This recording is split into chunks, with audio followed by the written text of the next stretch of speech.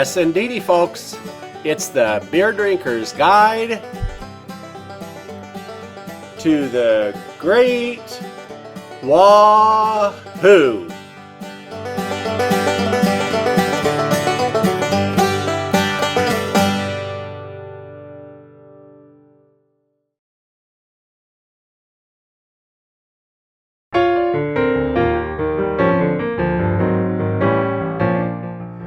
It's time to drive Steens Mountain.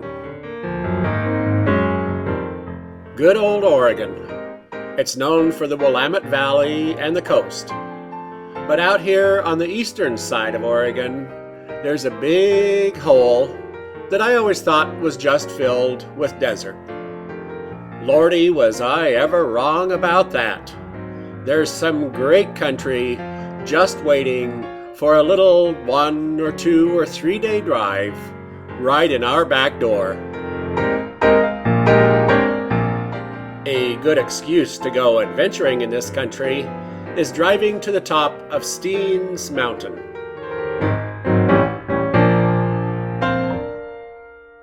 These Steens Mountains are the ones that you see off to the west as you drive from Winnemucca to Jordan Valley. Getting to the top of Steens Mountain itself can be rather difficult because of snow. For that reason, I decided to go in July of the year 2008. We'll go exploring the very tippy top of Steens Mountain during our adventures, and from there we'll go south, looking around the deserts south of that area, and over to Alturas, California, back through the deserts of northern Nevada, and then the deserts on the east side of the Steens Mountain.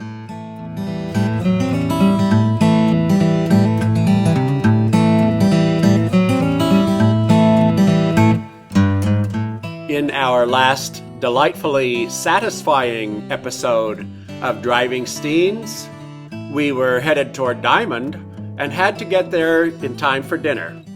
However, we did have time to treat ourselves to the longer Eastern Loop.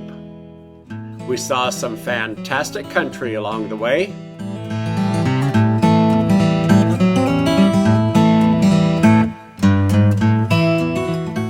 And we finally reached the thriving community of Diamond, which consists of the hotel we were staying at.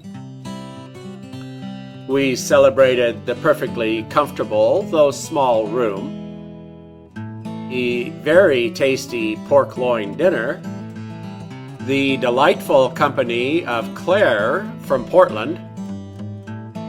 Despite the mosquitoes, we couldn't help but go for a walk in the absolutely glorious sunset. And after going through half a can of DEET, we were glad to get into the screened porch, part of the delight of which was the chandelier made of horseshoes and mason jars.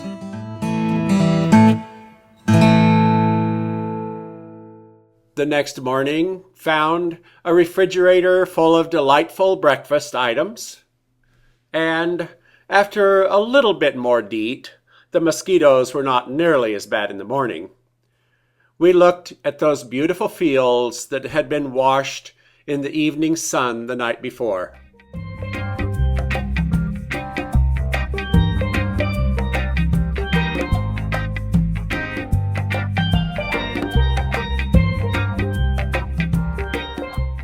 We continued on the Diamond Loop, heading from Diamond toward the west, toward State Highway 205. The flooded springtime fields, even though this was July, continued to fill us with this stunning green countryside.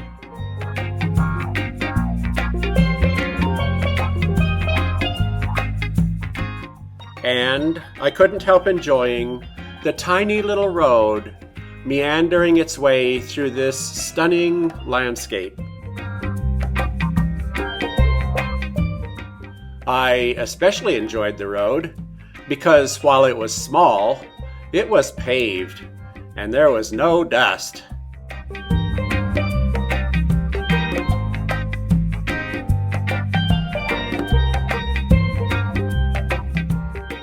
Speaking of a stunning landscape, how do you like this mailbox?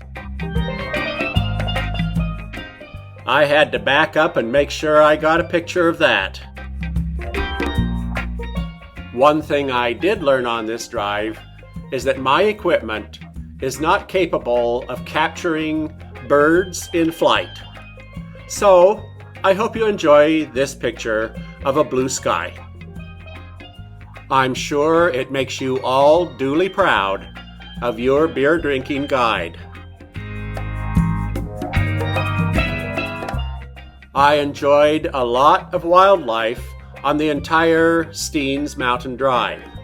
On this particular drive from Diamond over to Highway 205, I started to notice a lot of birds.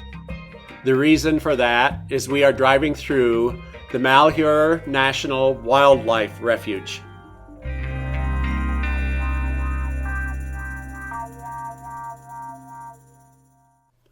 The Wildlife Refuge protects areas that are some rather marshy lands around rivers that are headed north toward Malheur Lake outside of New Princeton.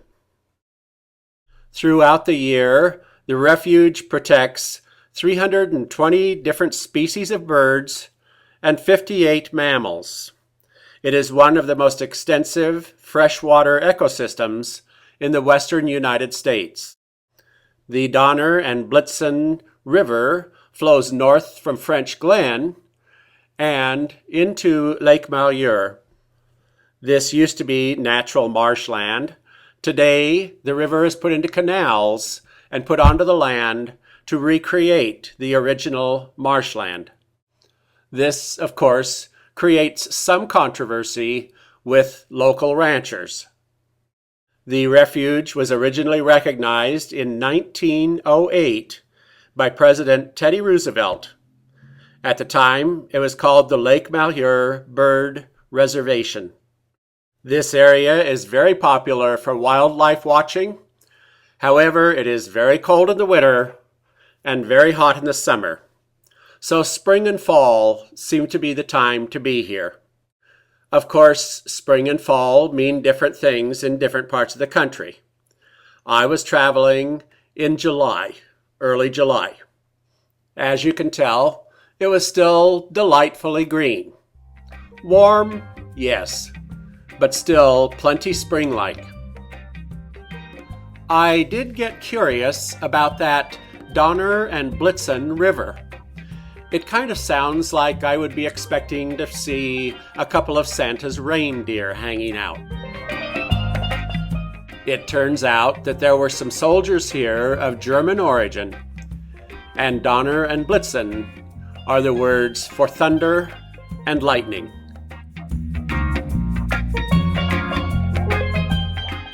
Despite constantly stopping to look at birds, we do, soon enough, reach the corner of Highway 205.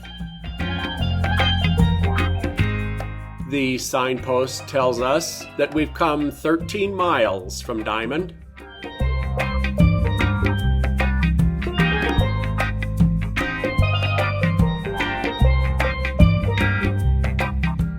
Across the highway, another sign tells us that we want to turn left down to Frenchglen rather than right up to Burns.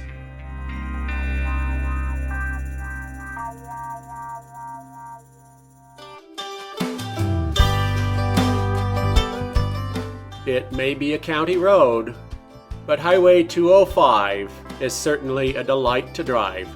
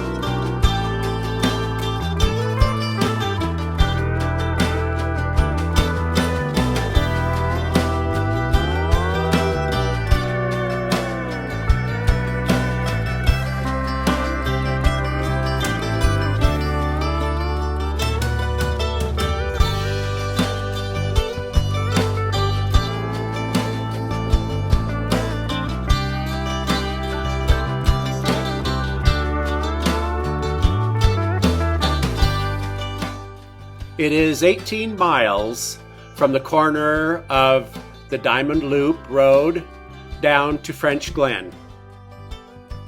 Even putting along, enjoying the scenery, and stopping for photographs, it isn't very long before we see the lovely town of Frenchglen off in the distance.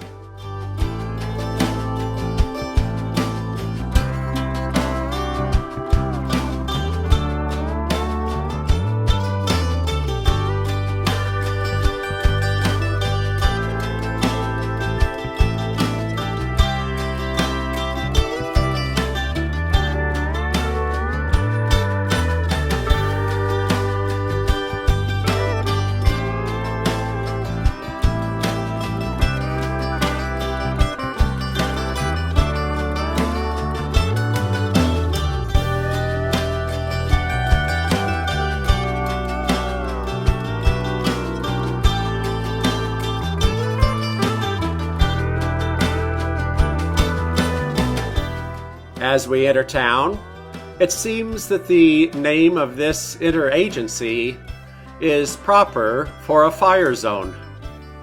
It refers, of course, to the town of Burns, Oregon, some 60 miles to the north. Frenchglen has a hotel much like the hotel in Diamond. You rent a room and you tell them whether you want dinner. If you want dinner, you enjoy what they serve. Dinner is served family style, which, among other things, means that it is served at a particular time. You better make sure you show up in time to be served. Other than the hotel and a few other buildings, the main attraction of Frenchglen is this beautiful old-time country mercantile.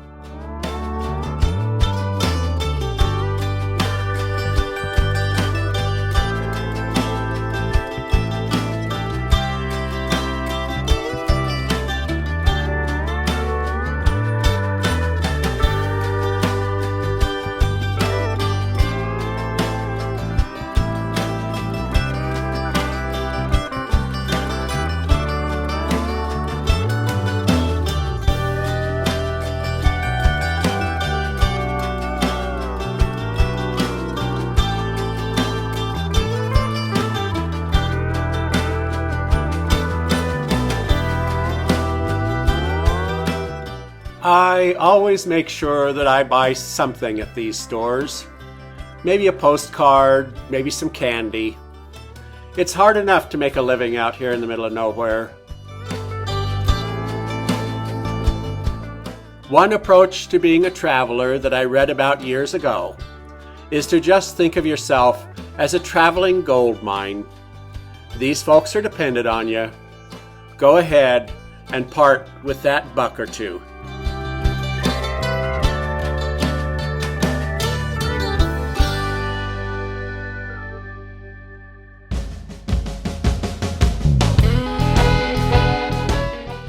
Of who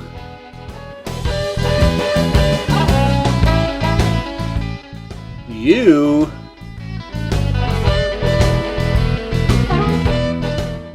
and the great Wahoo.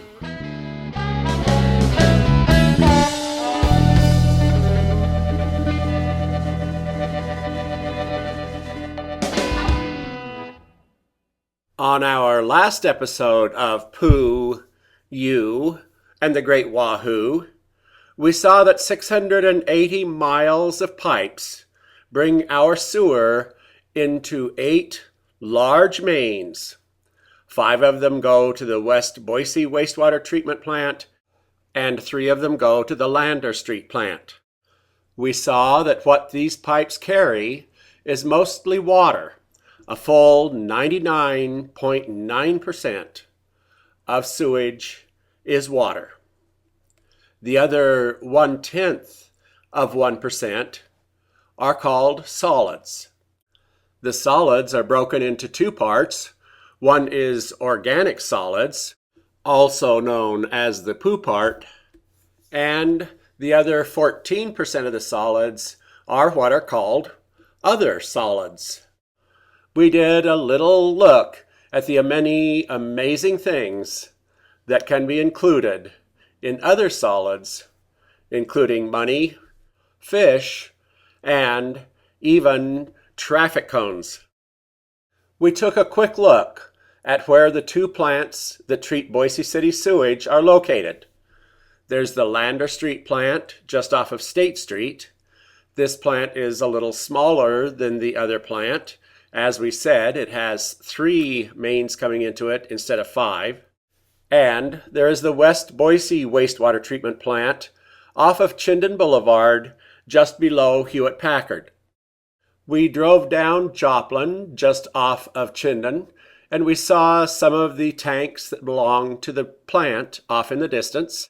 We saw the signpost made of old pipes from sewer plants that told us we were at the right place. And we drove down a lovely shaded lane going into the plant. When 5 large pipes bring raw sewage into the West Boise wastewater treatment plant, the first place they head to are the wet wells. There are 2 of these large underground bunkers. They're about 8 feet deep, and they provide a place for the fluid to sit until it is pumped out. The influent does not sit for long in these wet wells. They are not holding tanks. The amount of influent is always varying to a little bit, a little higher, a little lower, and what the wet wells do is even out these small changes that happen moment by moment through an hour. Any grease, of course, floats. These wet wells can get globs of grease the size of a softball. Keeping these grease balls cleaned out of the wet wells is just one of the many tasks that fall upon the staff of the treatment plant. It takes about 50 people to operate this plant 24 hours a day, 7 days a week. Not all of their jobs require them to dress like this, but there are a few jobs where you'd just as soon be as covered as you possibly can. From the wet wells, the sewage is pumped into the Headworks Building. The Headworks Building is the largest green building you see dominating the site. It is the heart of the plant. This building is filled with huge and small pipes and valves of every varying size. Yellow labels keep track of the miles and miles of all different kinds of tubes that it takes to run this operation. The electricity for running all of the different machines is run through conduits that add to all the pipes that are running around this building. And everywhere there are reminders of the dangers of working in this environment. Holes in the ground go to different levels. There is electricity and water everywhere. Of course, the electricity and water are not running around together. It really is a very well-organized building. This building is called the Headworks Building because it is, indeed, where the first of the water, the head of the water, comes into the treatment facility.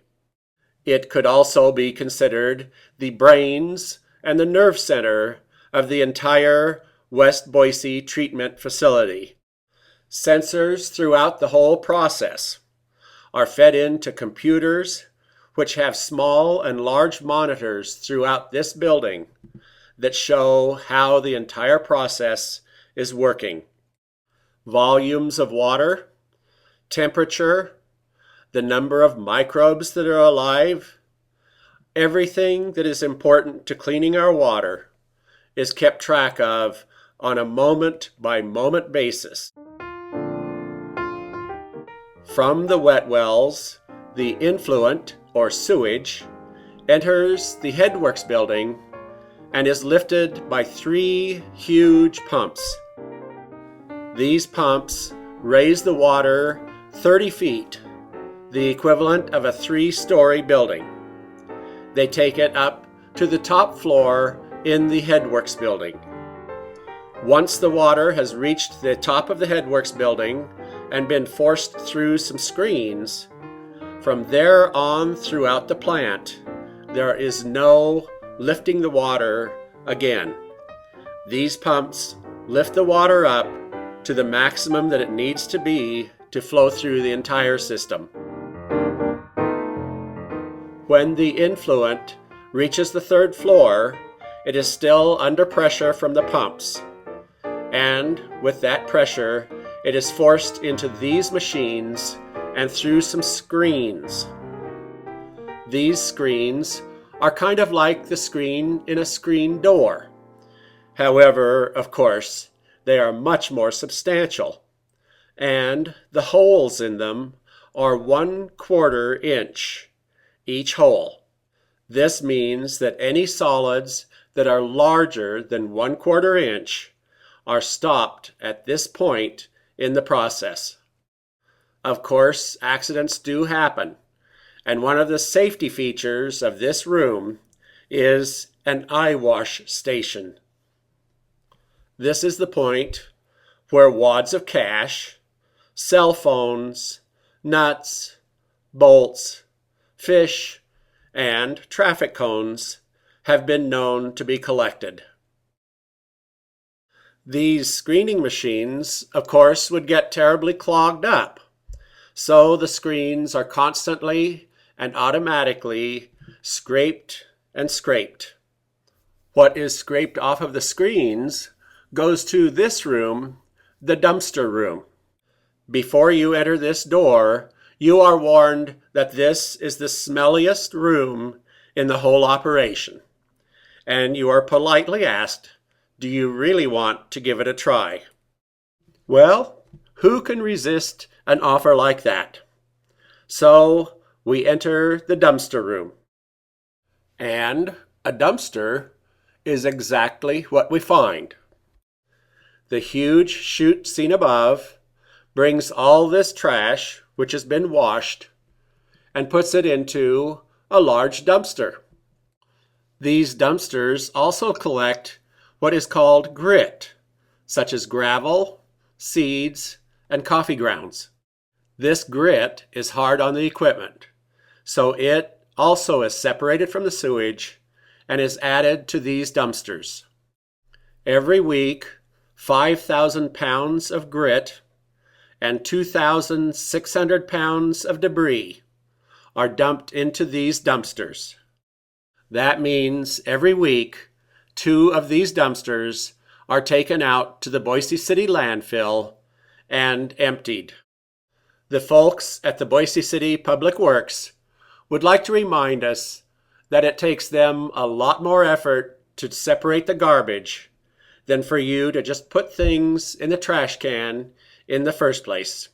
So please, don't flush your garbage or your wedding rings.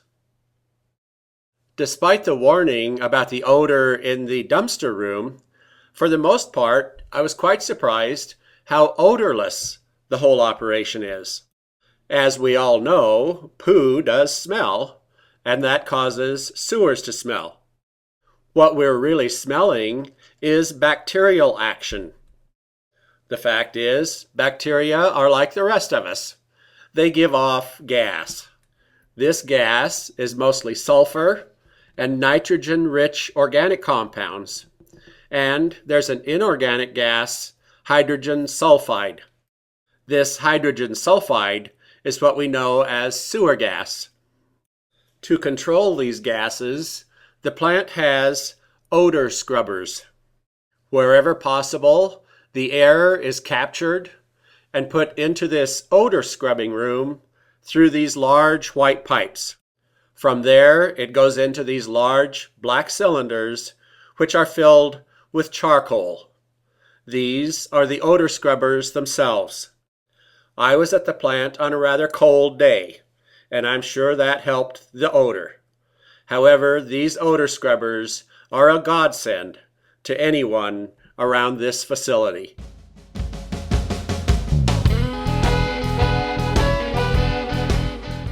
So, now that we have seen what happens to the solids that are taken out in these screening machines, let's get back to where the sewage is going that passes through the screens. Let's face it, guys, sometimes we forget anniversaries. We know it's wrong, we do our best, but sometimes we forget anniversaries. We all know the feeling. Obviously, you aren't the only one. After all, the card industry has come out with a new card specifically for this particular occasion. The card is small, it is handy, and it really is effective on smoothing out this little mistake. Part of the reason that it is so effective is that it is personalized for your lovely wife. Fortunately, it also maxes out at $5,000.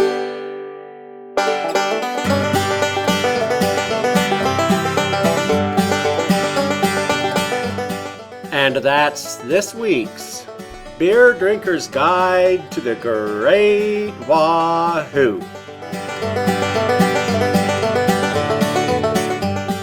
Thanks for watching.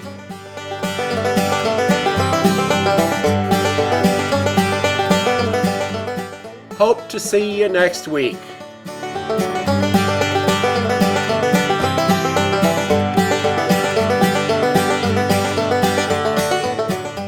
And in the meantime, keep celebrating the Great Wahoo.